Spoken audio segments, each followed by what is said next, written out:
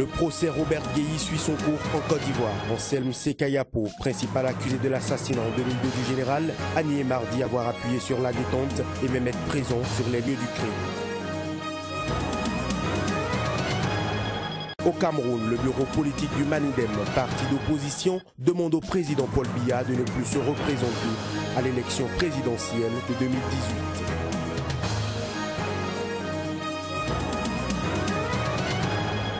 Enfin, au Bénin, une coalition de 8 organisations non gouvernementales a mis en place un pacte qui engage prioritairement les candidats à l'élection présidentielle de 2007.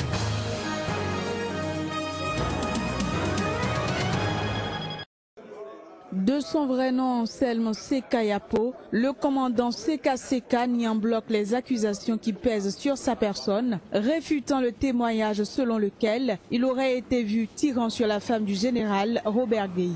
Si la défense estime que le procès révèle des dysfonctionnements de la gendarmerie et de la justice ivoirienne, les proches des victimes, eux, en attendent beaucoup, notamment des réponses pour tourner la page.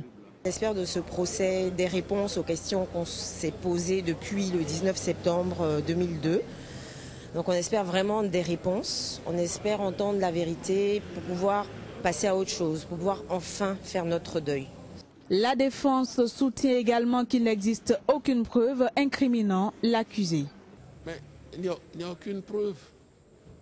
Pour l'instant, il n'y a aucune preuve. C'est la parole des uns contre les autres. Et c'est là où je crois, où je pense, où je l'ai vu à peu près. Mais tout cela, je ne sais pas sur quel élément concret le tribunal va fonder sa conviction.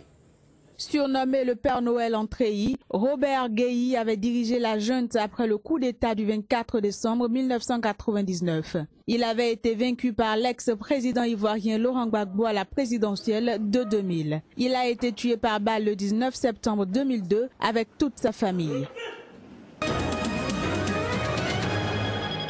Le parquet, sa propre administration, accuse Johannes Tomana, le procureur général du Zimbabwe, d'avoir autorisé la libération sans poursuite de 2 suspects qui étaient accusés de trahison pour avoir comploté en vue de commettre un attentat à la bombe contre une laiterie appartenant à la famille Mugabe à l'ouest d'Harare. 4 hommes, dont un caporal de l'armée et un agent de renseignement à la retraite, membre d'un micro-parti d'opposition, avaient été arrêtés près de la laiterie. Johannes Tomana avait finalement abandonné les charges contre 2 d'entre eux, les 2 autres étant toujours en détention. Cela arrive un peu comme une grâce à la Constitution même. Donc je suis heureux pour la Constitution. Le procureur général est indépendant dans la décharge de ses fonctions. Certainement que cette décharge, à mes yeux, ne peut être revue par la police. C'est alors que l'on s'attire des ennuis sérieux. Où s'arrête-t-il?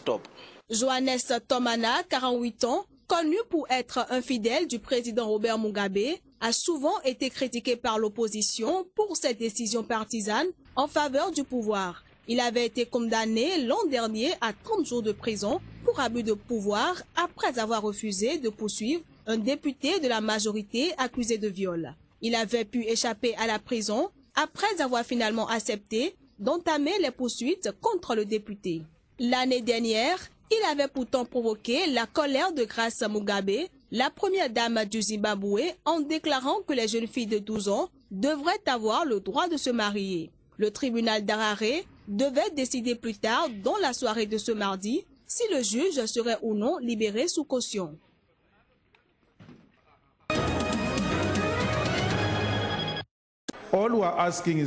Volte-face des plus inattendus au niveau de la nation arc-en-ciel. Le président sud-africain résolument décidé quelques mois plus tôt à ne faire aucune concession dans l'affaire Nkandla relative à sa propriété privée a fini par lâcher du lest. Jacob Zuma s'est dit prêt à rembourser une partie des 20 millions d'euros d'argent public utilisés pour rénover la dite résidence.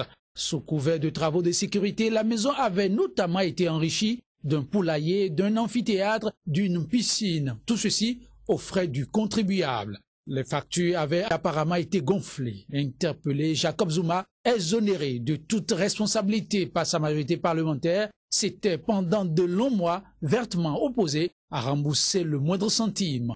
Le revirement de situation de dernière minute observé survient à quelques jours de la saisine de la Cour constitutionnelle par les deux principaux partis d'opposition afin qu'elle contraigne le président Zuma à rembourser l'argent. Depuis la révélation de l'affaire, le Nkandala Gate est désormais un sujet de plaisanterie de mauvais goût dans le pays. Un scandale financier sans précédent au sommet de l'État et qui empoisonne depuis plus de 2 ans la vie à l'exécutif.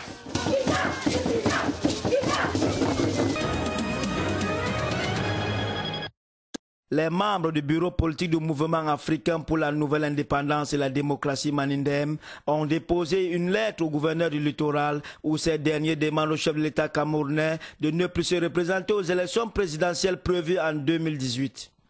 Bon, nous voulons par ces deux démarches-là demander au chef de l'État qu'il sorte par la grande porte de la présidence et qui rentre par la grande porte de l'histoire de notre pays en se présentant à la prochaine élection présidentielle.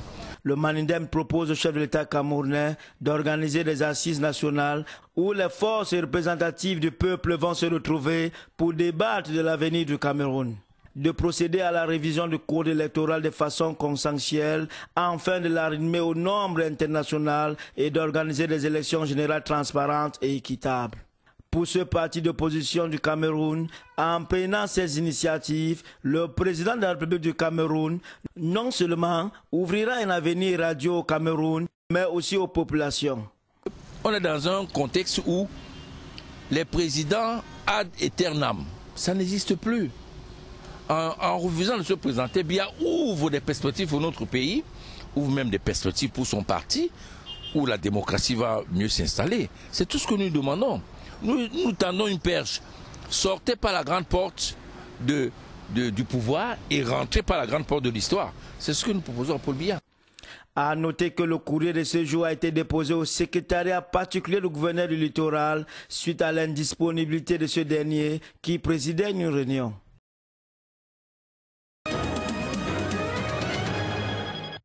Le pacte Alafia est un diagnostic de la situation sociopolitique du Bénin réalisé par 8 organisations non gouvernementales. L'étiologie révèle de graves atteintes à la démocratie et par ricochet au développement. Des contre-valeurs corroborées par la corruption sont devenues une menace pour le système et sa démocratie. Le peuple exaspéré parle. Le consensus de la conférence nationale a été dévoyé. Les dividendes escomptés de la démocratie n'ont pas été au rendez-vous. La gouvernance publique dans notre pays est devenue un frein à l'épanouissement des enfants du Bénin, à la libération de leurs énergies et à la convergence de leurs actions. Il faut alors s'arrêter et s'orienter. Les réflexions ont conduit à la naissance du pacte. Fait d'un préambule qui l'explique amplement, le pacte Alafia comporte 7 engagements allant de la réforme des institutions à la participation citoyenne effective à l'élaboration, à l'évaluation et à l'audit public des politiques, programmes et projets de l'État. Comme nous travaillons avec la communauté à la base, avec les cellules de participation citoyenne, c'est aussi un regard que les citoyens doivent avoir dans la lecture des projets de société. Est-ce que ces projets de société-là ont ce processus à leur sein, au cœur donc de l'analyse de la plupart des discours qui tiennent? Est-ce que ce discours de développement remplit l'espace qu'ils occupent avec les populations? Et que la population aussi s'engage à faire le suivi avec les présidentiables qui seront forcément élus.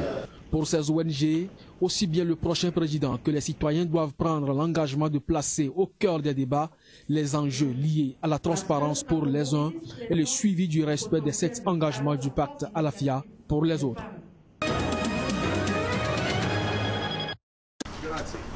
Dernière ligne droite pour les supporters du démocrate Bernie Sanders. Fergus Wilson est venu de France pour aider son candidat à battre Hillary Clinton. J'adore Bernie Sanders. Ça fait 7 mois que je le suis sur Internet. Et à la fin, je me suis dit, bon, j'ai arrêté juste d'être sur Facebook à partager des trucs. Je vais venir aider sur le terrain. J'avais jamais participé dans une campagne politique avant. Les bénévoles comme Fergus s'arrêtent chez les électeurs indécis qui souvent attendent la toute dernière minute pour faire leur choix. Ce sera soit Bernie Sanders ou Trump. Je vais me décider le soir du caucus, pas avant. Ça sert à ça, le caucus. Clinton devance Sanders dans les sondages côté démocrate, mais seulement d'une courte tête. Une forte participation des jeunes pourrait faire la différence. Le milliardaire Donald Trump est lui numéro 1 chez les républicains, malgré ses coups d'éclat, comme son refus de participer au dernier débat. Pour combler l'écart, son principal adversaire, Ted Cruz, a multiplié les rencontres avec les électeurs. Ce lundi, ce sera le vrai test. Nous avons fait campagne dans chacun des 99 comtés de l'Iowa. Nous avons répondu à toutes les questions des électeurs. Nous les avons regardés dans les yeux. Derrière Cruz et Trump, Marco Rubio espère bien finir 3e pour rester dans la course. Déception en revanche pour Jeb Bush. Malgré un matraquage publicitaire, l'ancien favori est crédité de seulement 2% des voix dans le dernier sondage. Son objectif, rebondir lors du prochain test, la primaire du New Hampshire.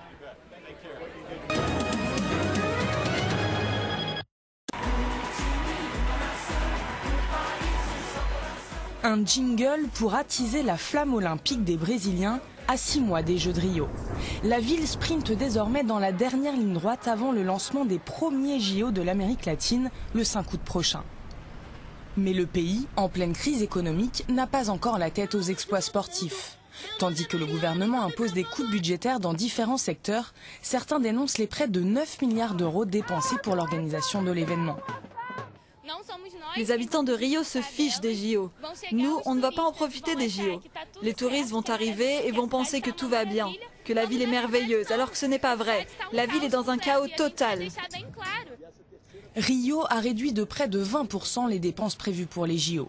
Pour les organisateurs, l'épreuve consiste à réussir un événement rentable alors que Londres avait largement dépassé son budget initial et que Pékin avait dépensé près de 30 milliards d'euros pour ces Jeux. Nous ne sommes pas la Chine, nous ne sommes pas l'Angleterre, nous ne sommes pas un pays riche. Alors chaque fois que je peux couper dans le budget olympique, je le fais. Ça ne va pas être les Olympiades de la dépense. Le parc olympique est achevé à 97% selon le comité d'organisation. Quant au plus grand chantier, la construction d'une nouvelle ligne de métro qui permettra l'accès rapide du centre-ville au village olympique, elle devrait être prête 1 mois avant le début des Jeux. En attendant, d'autres obstacles surgissent.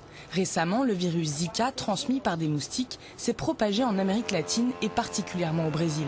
Les sites olympiques seront inspectés quotidiennement pendant les compétitions, mais selon les organisateurs, le risque de contamination sera faible. Le risque de contracter le virus est plus faible en hiver.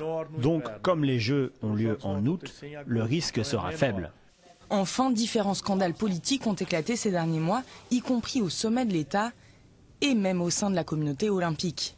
La préparation des Jeux s'avère être un marathon éprouvant, au point que le Brésil risque bien d'arriver au jour J à bout de souffle.